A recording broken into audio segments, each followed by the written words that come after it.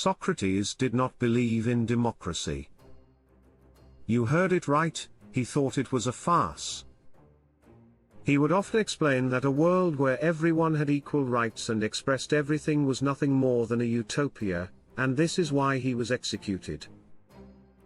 Don't you think so too? Now, let's get to the point. The concept of democracy that we are pondering first emerged in ancient Athens. The Parthenon became a symbol of democracy, and everyone who visited it always saw it as a duty to take a photo with it as a leader.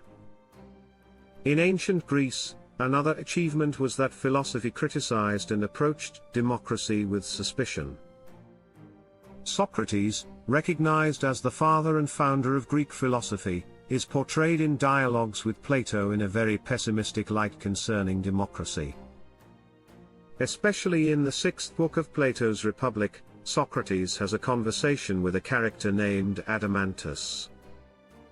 Socrates states that democracy is flawed and compares these flaws to a ship. He asks, if you were setting out on a sea voyage, who would you want to take charge of the ship?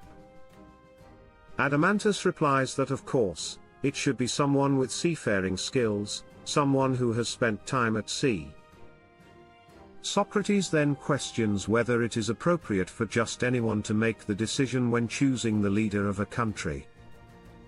What Socrates is really concerned about here is the election of a state leader through a democratic process.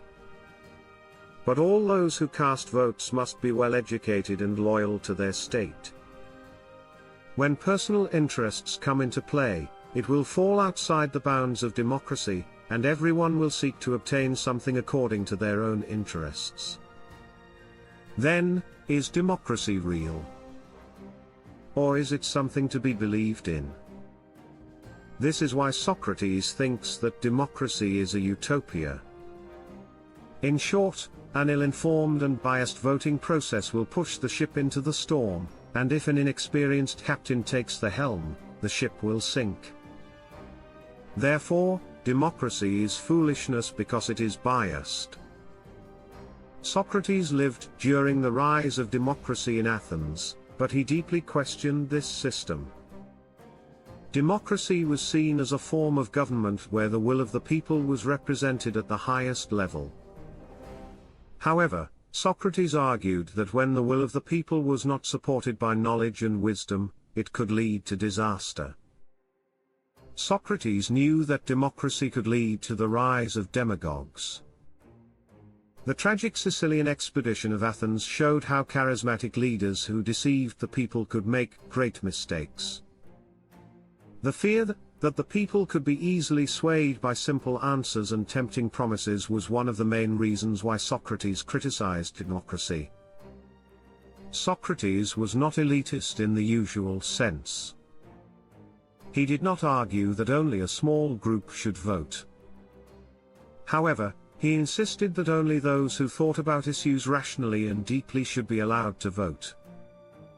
We have forgotten this distinction between an intellectual democracy and a democracy by birthright. We have given the right to vote to everyone without tying it to wisdom. And Socrates knew very well where this would lead, to a system the Greeks feared most, namely demagoguery.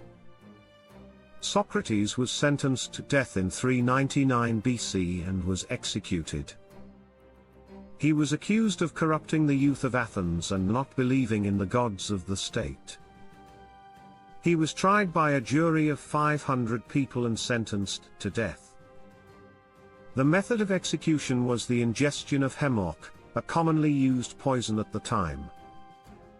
Socrates refused to flee from this punishment and accepted it, remaining faithful to his beliefs.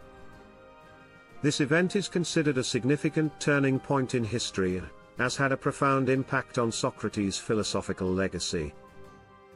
In conclusion, those who speak the truth are banished from 9 villages. This is why Socrates' disbelief in democracy led to his death. If you enjoy our videos, don't forget to follow us and subscribe to our channel.